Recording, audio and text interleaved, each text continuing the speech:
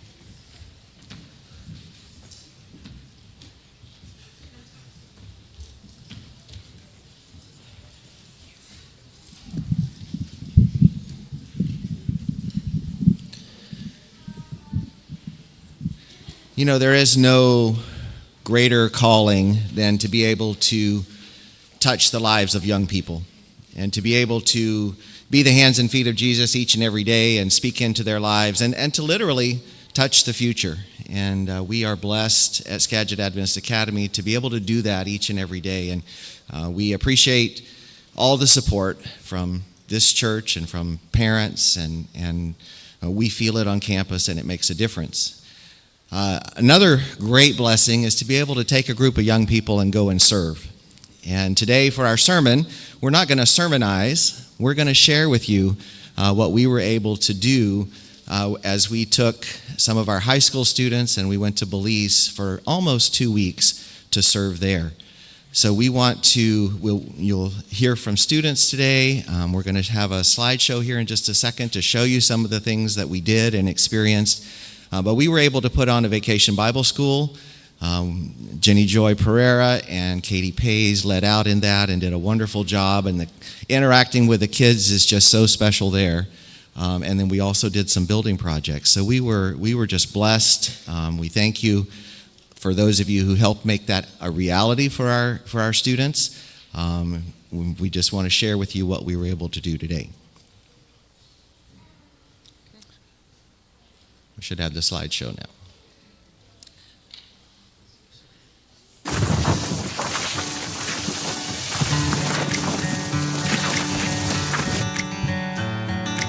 Okay, some things are self-explanatory. This is some of the wildlife, the iguanas. We went to a baboon sanctuary where we saw howler monkeys out in the wild. We went on a snorkel adventure. We swam with these sharks and rays. Pretty exciting stuff. I think you'll see some more of that. This is where we were based at the Ladyville Primary School. 11 years ago, a group from Skagit went and started building that school building. 2 of our children were with us on that. And then we were there 2 years ago and did some remodeling of a cafeteria for them. And now this is what we worked on this year on the 3rd floor of the building.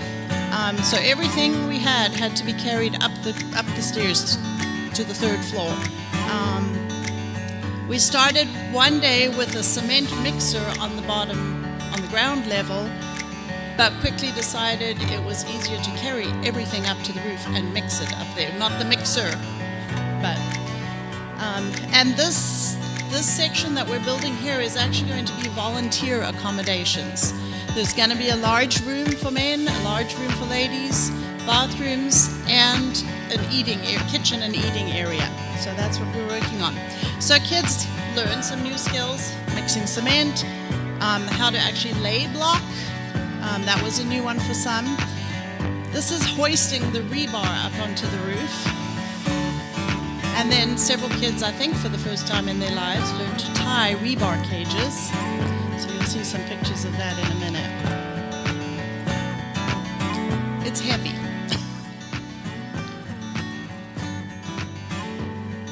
You can see some furniture that the children made, the students, sorry, they're not children. The young people made out of block up on the roof. The roof was a favorite place to hang out just because there's more of a breeze up there because it's higher. So often in the evening after everything was done for the day, people would go up and just hang out on the roof and visit. And Kiara had her guitar, and I think she took that there sometimes, maybe, and sang. Some of our young men laying block.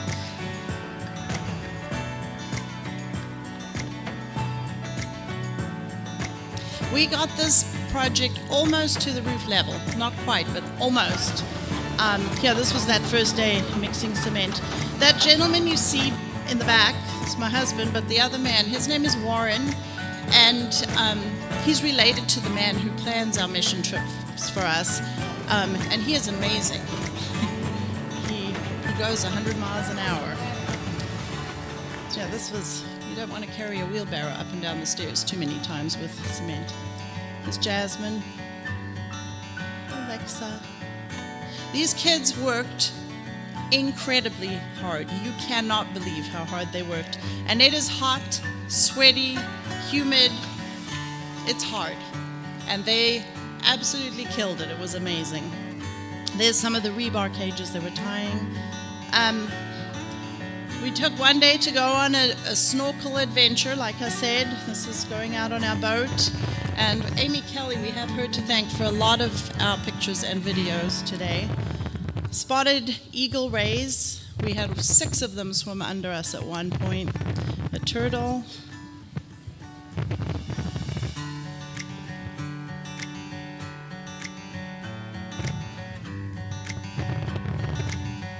Their reef is a little bit sad, but the fish, the animal life was still amazing. I had a name for that picture, but I won't say it. So this excursion was out on one of the reef islands in a little town called San Pedro. Vacation Bible School.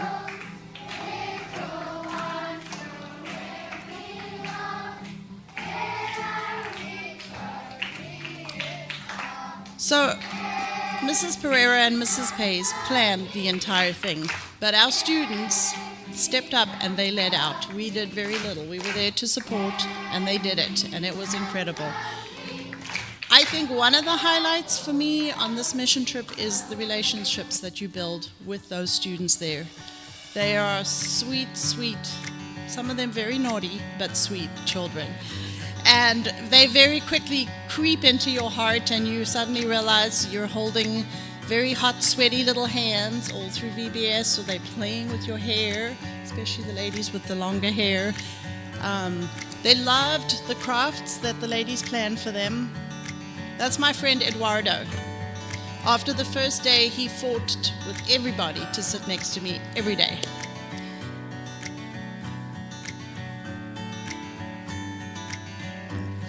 We ran 4 sessions a day and served a little over 300 kids every single day. So it was fulfilling but exhausting.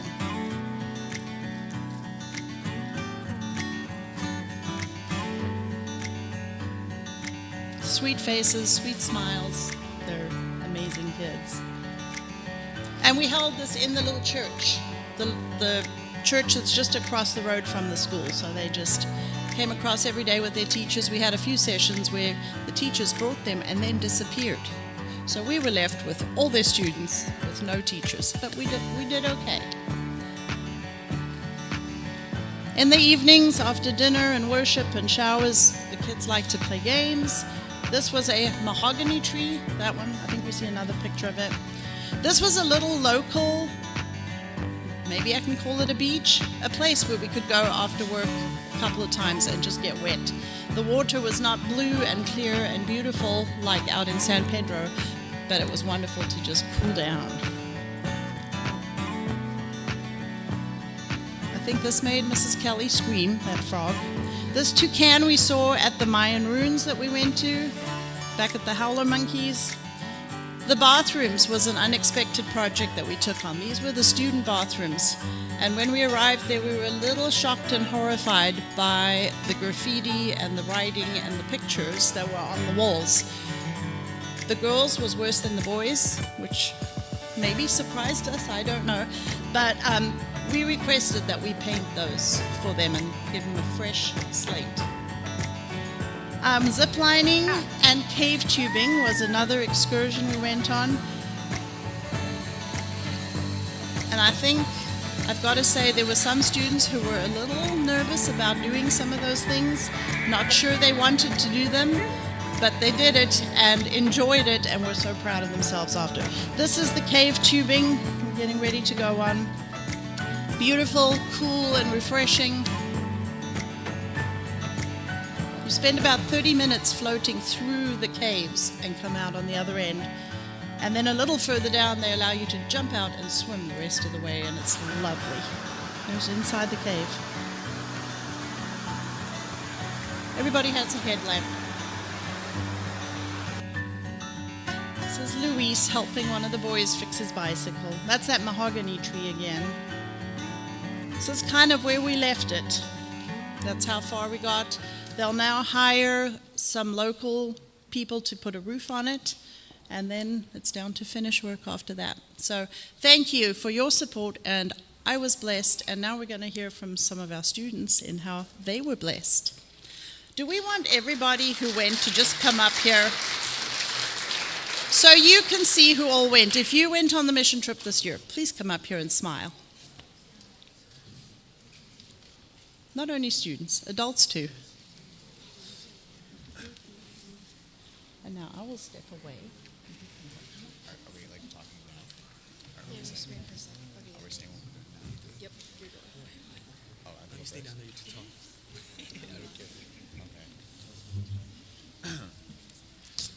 Make me look short. Hi, so my name's David, and I was one of the students who went on the trip.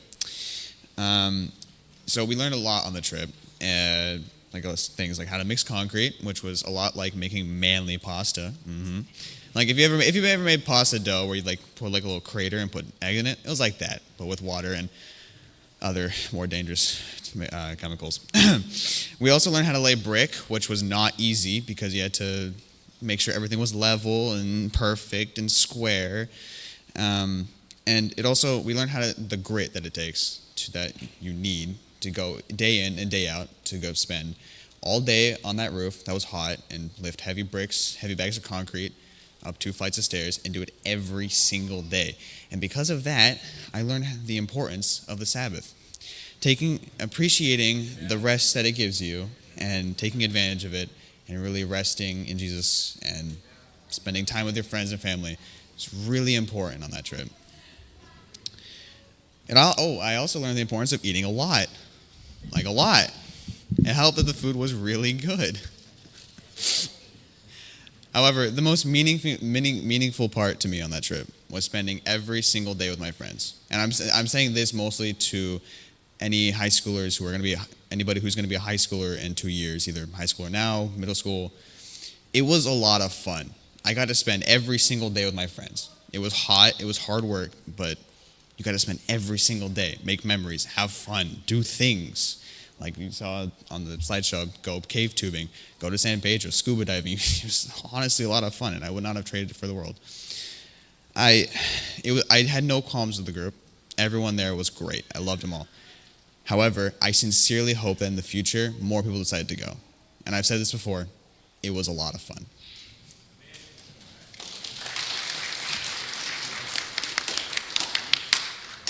Okay, so one of my favorite parts of our mission trip in Belize was helping to teach the VBS.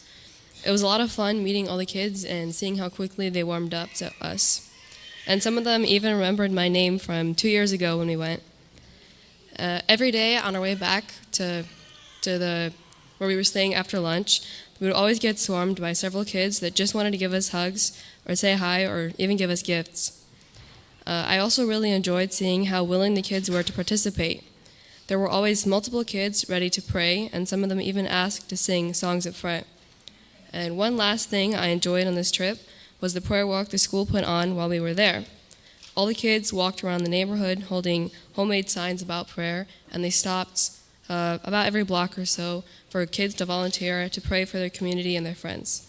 So I was definitely blessed on this trip, and if anyone's thinking about going, I definitely recommend it.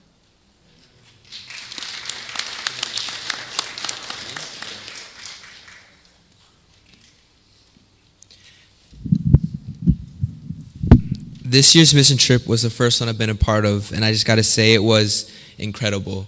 When I stepped out of the air-conditioned airplane and into the heat of Belize, I was definitely not excited for the heat.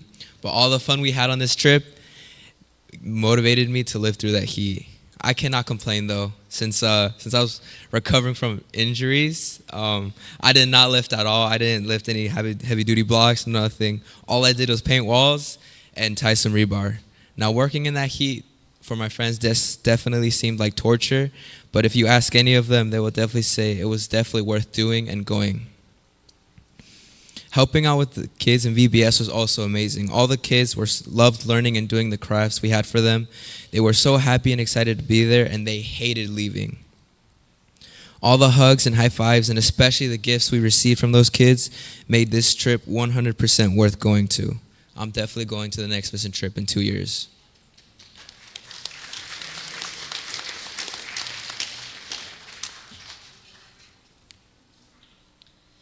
I went to Belize. I went to Belize kind of missing the point. I didn't really go there for the mission trip aspect of it. I thought it would be a fun vacation. What I didn't realize is how much this would change the intentions for going on the trip. Seeing how attached the kids got to us was crazy. We just met them for less than a week, and they were all we were talking about. Seeing how much we changed and influenced their lives is ensuring that I will definitely be going there next time. It was so cool seeing how willing the kids were to pray and how excited they were to do anything we asked of them.